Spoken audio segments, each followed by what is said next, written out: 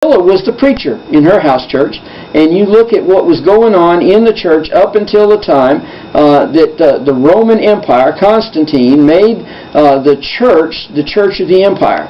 And then Roman law took over, and women had to step aside of leadership in order for the church to quit being persecuted.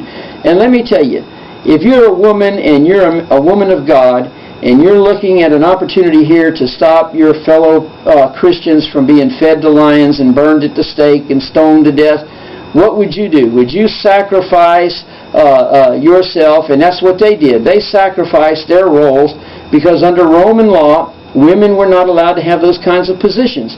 And so those things were taken down and taken away, and they gave them up. And then as you go through the centuries and you come to the time of King James and all of that, women were still second-class citizens.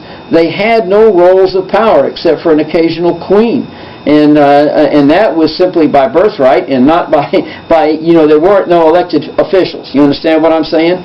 And you weren't certainly in a time like we are in the world today, where you have women, even in the secular society, are elected and appointed to high positions. All you got to do is look around you and look at the value of people.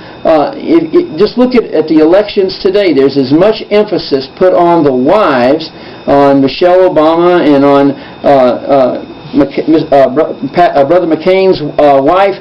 Lord, there's as much emphasis put on them as it is on on McCain and Obama himself. And so we need to understand that the roles of women, even in the secular manner, has changed. But back in scriptural times, in the New Testament, in the early church, women played that kind of role.